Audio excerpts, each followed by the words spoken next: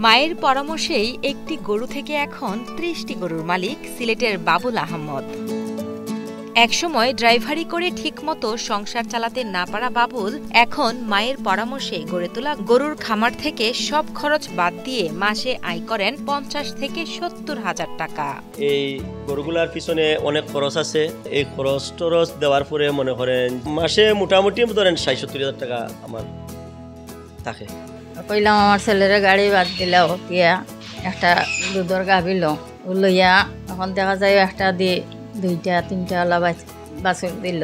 সিলেটের শাহপরান থানার কুনিরিচক গ্রামের বাবুল আহমদ একসময় গাড়ি চালিয়ে যা সামান্য আয় করতেন তা দিয়ে কোনো মতো টেনে টুনে চালাতেন সংসার। পেশাটি ঝুঁকিপূর্ণ হওয়ায় মায়ের পরামর্শে ২০১৫ সালে মাত্র ৪৬,০০০ টাকায় একটি গাভী কিনে লালন পালন শুরু করেন তিনি।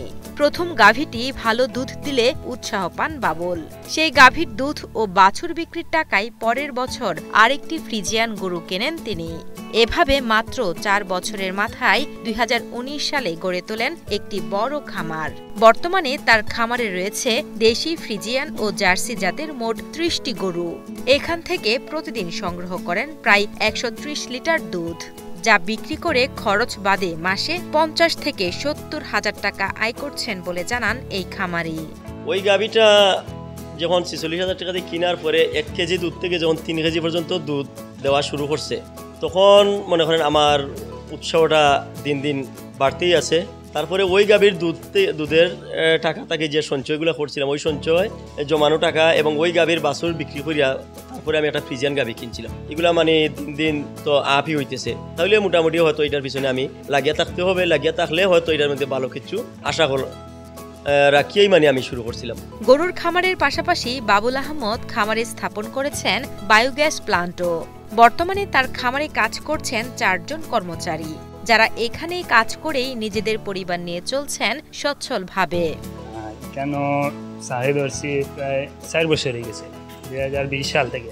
প্রথমে সাড়ে ধরছি কেন বেতন আছিল আমার প্রায় ৭,৫০০-৮,০০০ টাকা, ৮,০০০ টাকা বেতন আছে। এখন আমার বেতন আছে ১৫,০০০ টাকা বেতন। ১৯ সাল থেকে মানে আমার খামারের চিন্তা ভাবনাটা আসছে। আর ওই ২০ সালে আমি বায়োগ্যাসেরটাও প্ল্যানটা আমি হাতে নিছি।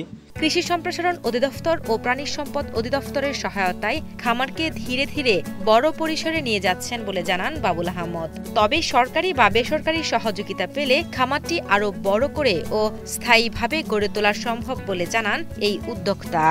আমি যখন শুরু করি তখন আমার কোনো অভিজ্ঞতা ছিল না। আমি নিজে থেকেই যখন শুরু করছি, এই আমাদের যে সিলেট সদর উপজেলা প্রাণী সম্পদ মির্জাজাঙ্গাল ভেটেরিনারি হাসপাতাল, এখানে যখন আমি যোগাযোগ করছি, এখান থেকে আমি মনে করেন সর্বোচ্চ সহযোগিতা সাপোর্টটা আমি পাইছি।